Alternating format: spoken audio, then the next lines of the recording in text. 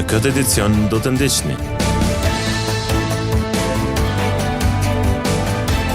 2 persona janë lënduar në një aksident komunikacioni të ndodhur sot në magjistralen Gjakov Morin, saktësisht në fshatin Korenic.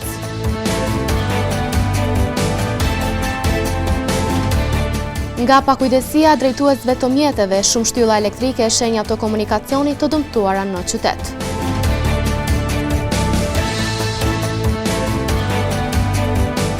Sportisti Gembi Uniku ngriti flamurinë e Kosovës në Nish, fiton garën Gjujgjitsu.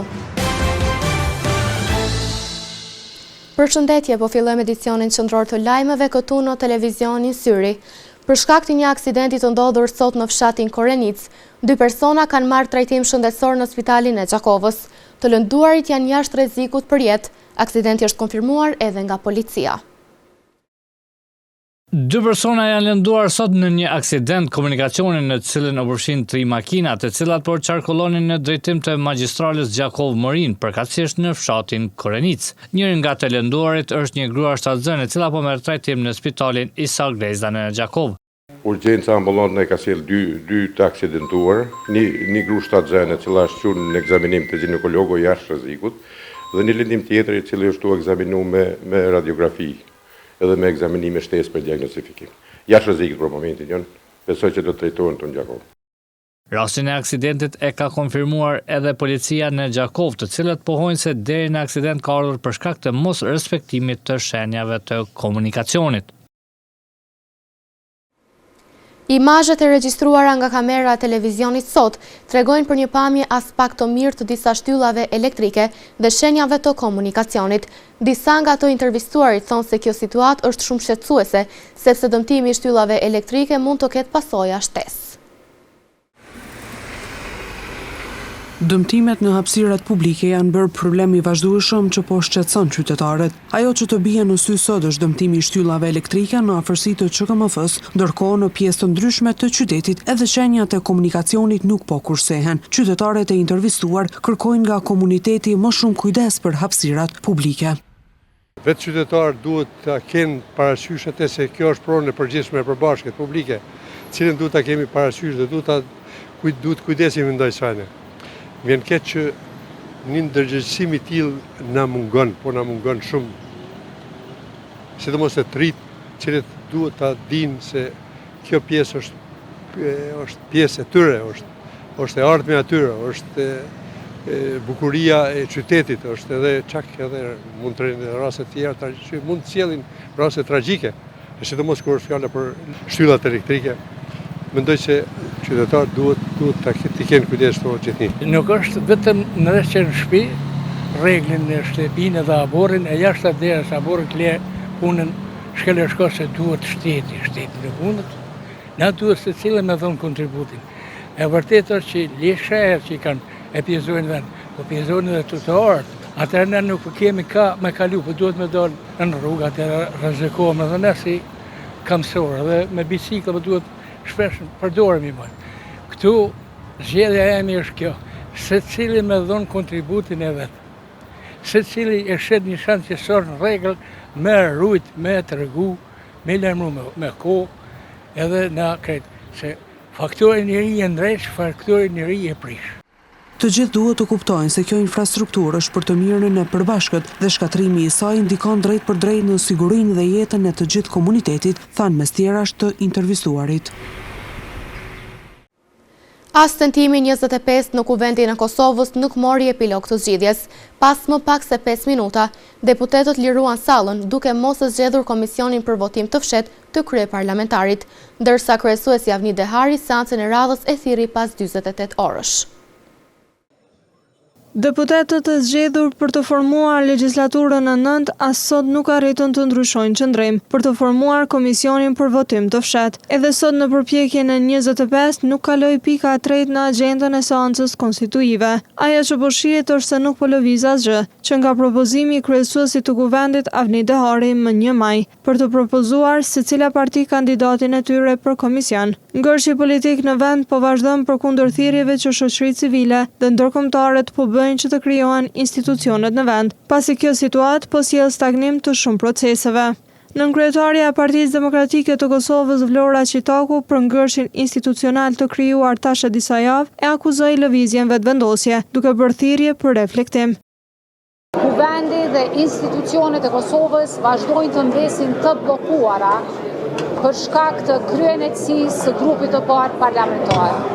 Edhe njëherë bëjmë ftesë për reflektim, Kosova është më e madhe se sa secili prej nesh veç e veç. Ndërkaq e propozuara për kryetare të kuvendit nga lëvizja vetëvendosje, Albulena Haxhiu ka akuzuar partitë opozitare për bllokimin e konstituimit të kuvendit, duke u shprehur se opozita ka një inat irracional.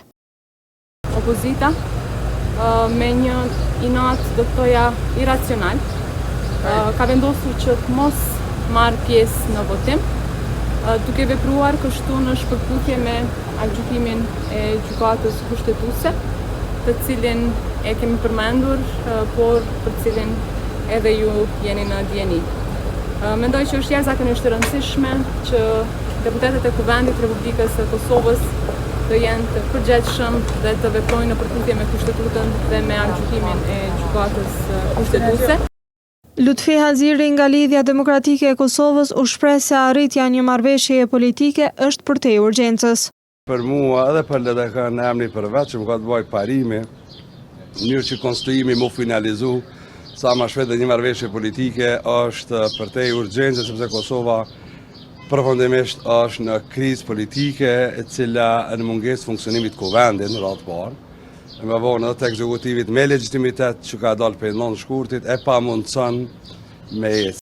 Zgjedhja e kryetarit dhe 5 nënkryetarëve na çon deri në konstituimin përfundimtar të kuvendit të ri, e vetëm pas kësaj arrihet formimi i qeverisë së re. Nuk kemi quorum, ndërpritet seanca, në 4 qershor në orën 11 shihemi përsëri.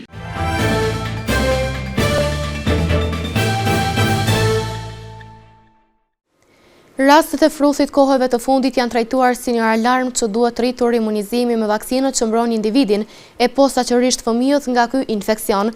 Në qendrën e vaksinimit në Gjakov thonë se kjo vaksinë është e obligueshme, prandaj edhe thirrja për rritje të vetdijes duhet të jetë e vazhdueshme. Kohët të fundit në Kosovë është vërejtur një rritje rasteve të sëmundjes së fruthit e cila po atakon sidomos fëmijët. Instituti Kombëtar i Shëndetësisë Publike të Kosovës ka konfirmuar rikthimin e fruthit në vend, me 23 raste të diagnostikuara që nga data 5 maj deri më 30 maj 2025. Kjo situatë po ndodhet si pasojë mungesës së vaksinimit në moshën e rekomanduar që zakonisht fillon në moshën 1 vjeçare. Kryenfermiere Makfirete Berisha nga Qendra e Mjekësisë Familjare në Gjakov thotë se ky proces është jetik për parandalimin e përhapjes së fruthit dhe për mbrojtjen e shëndetit publik. Vaksinimi kundër fruthit jazmëve dhe rrugollës jepet në moshën 1 vjeçare, domethënë 12 muaj, edhe revaksina bëhet në moshën 6-7 vjeçe. Kjo është një vaksinë shumë e rëndësishme se i ka 3 komponente, domethënë kundër 3 sëmundjeve ngjitse, fruthit, jazmëve dhe rubeollës. Është vaksinë që ka një imunitet afat gjatë, domethënë deri në 20 vjet është fëmia i mbrojtën dhe pavarësisht 99% se kur gjë nuk ka të mbrojtën 100%. Domethënë një fëmijë vaksinuar me të 2 dozat e kësaj vaksine është i mbrojtën pavarësisht 99%. Mes tjerash, kryenfermierja Berisha tha se vaksinimi është i obligueshëm për secilin fëmijë për të shmangur sëmundjen e fruthit. Çdo vaksinë që është e rregulluar me ligj është obligative për secilin fëmijë të vendit tonë. Kjo vaksinë është e rëndësishme sepse përhapja e sëmundjes së fruthit është aktuale në të gjitha vendet përreth që kemi. Po ashtu edhe kemi disa raste në vendin tonë. Fatmirësisht në komunën tonë nuk kemi raste, por duhet që të kemi një imobilizim më të mirë dhe të i bëjmë ftesë të gjithë prindërve, të cilët nuk i kanë të vaksinuar fëmijët me këtë vaksinë, të paraqiten në qendrat më të afërta të vaksinimit dhe të mbrohem nga kjo sëmundje, sa është më mirë që të mbrohem se sa të shërojmë. Infermierja Berisha gjithashtu tha se në Gjakov thirrja për vaksinim ka shërbyer për të mirë, sepse dukshëm është rritur numri i imunizimit të fëmijëve. Ditëve të fundit kemi pas një interesim më të madh. Domethënë muaji maj ka qenë, më thonë, gati 50% ma interesun prind edhe vaksinimi se mujnë e kalun, për është fjala për vaksinën e fruthit jazme dhe rudhollës. Më të rrezikuarit nga fruthi mbeten fëmijët që nuk janë vaksinuar, veçanërisht ata që nuk kanë marrë asnjë dozë të vaksinës.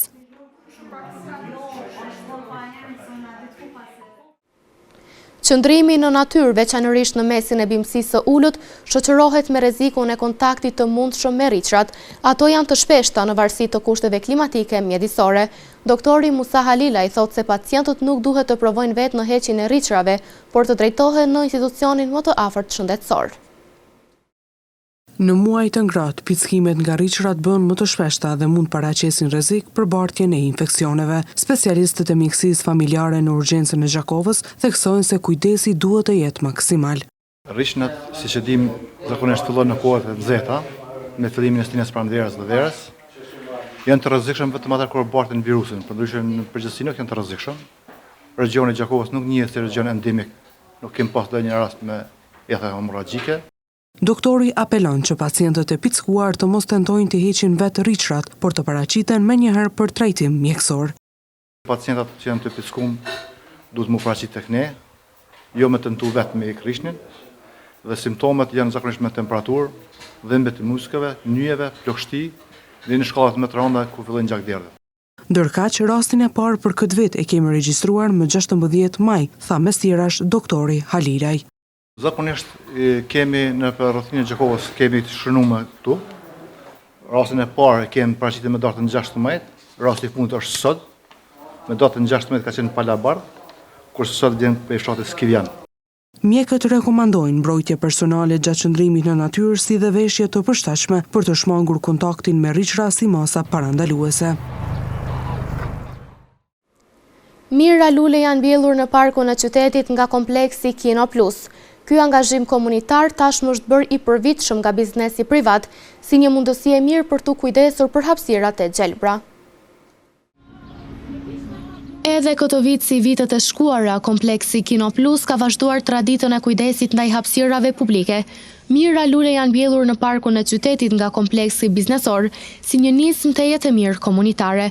Kjo punë vullnetare e kompleksit Kino Plus ka sjell një imazh të bukur në këtë hapësirë publike, si një nga vendet më të preferuara nga secila grup mosh.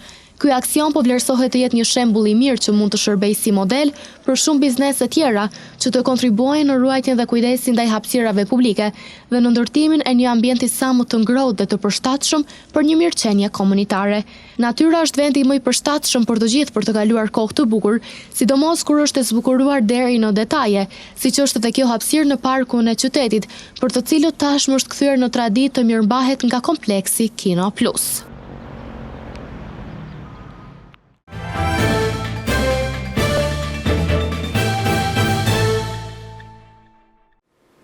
Flamuri i Kosovës është shfaqur në Nish fal sportistit Gembi Uniku, i cili shkëlqeu edhe një herë në garën e Jiu-Jitsu. Në një konkurrencë të fortë mes 378 garuesve nga 11 shtete, sportisti Uniku ja doli të shpallet kampion në peshën deri në 85 kg. Sportisti nga Gjakova, Gembi Uniku, ka fituar në Jiu-Jitsu braziliane kundër kampionit të Serbisë. Uniku në garën internacionale që u mbajt në Nish arriti të merr rezultate të mira, duke u renditur i dyti në ranglistën botërore.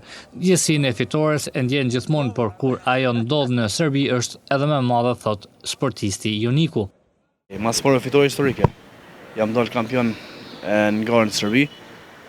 Kom fitore e madhe, kom fitu për 1 minutë e diçka, po kon garë fort, ka pas shumë garos për shumë vendeve, edhe ja ka vlet mua me lloj probleme në fund. Flamuri i Kosovës u koni pranishëm prapë në Serbi për herën e disat. Në finale kom pas si kundërshtar kon rus, që jeton në Serbi, kon rus serb, diçka tillë u koni farmiksi. U kon kundërshtar mirë, u kon teknik, e kena pas edhe një kundërshtar në garë, po ai se ka arrit peshën thjesht na ro pak më mirë. Pas kësaj fitore, Uniku në presin edhe kompeticionet tjera në shtetet të ndryshme. Pas këtij suksesi, momentalisht jam i dyti në botën në World Rankings. Gara radhës është javën tjetër në Madrid, o kampionati evropian, një tjetër vend se ka njoft Kosovën si shtet. Mas kësaj vinë edhe 2 gara në 2 vende se ka njoft Kosovën si shtet prap, Armenia dhe Romani. Në këtë garë morën pjesë 378 garues nga 11 shtete. Gembi Uniku doli kampion në peshën deri në 85 kg. Në vazhdim të ndjekim parashikimin e motit për ditët në vijim.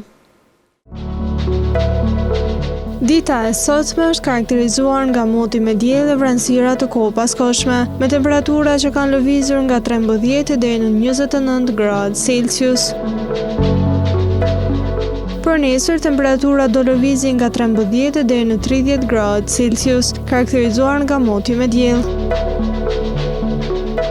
Edhe mërkura do të karakterizohet nga moti me diell, me temperatura që do variojnë nga 14 deri në 32 gradë Celsius. Ditën e enjte pritet të jetë moti i vranët e me diell, me temperatura që do lëvizin nga 15 deri në 33 gradë Celsius. 16 deri në 33 gradë Celsius pritet të jenë temperatura gjatë së premtës, karakterizuar nga moti me diell dhe vranësira.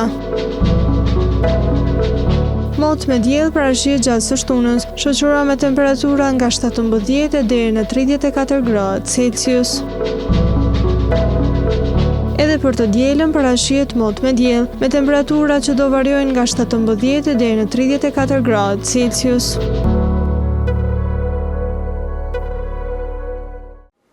Para se të ndahemi, të ndjekim edhe një herë titujt kryesor të këtij edicioni.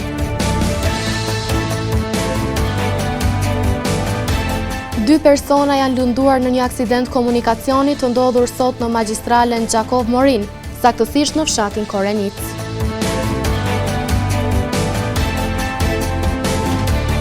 Nga pakujdesia drejtuesve të mjeteve, shumë shtylla elektrike e shenja të komunikacionit të dëmtuara në qytet.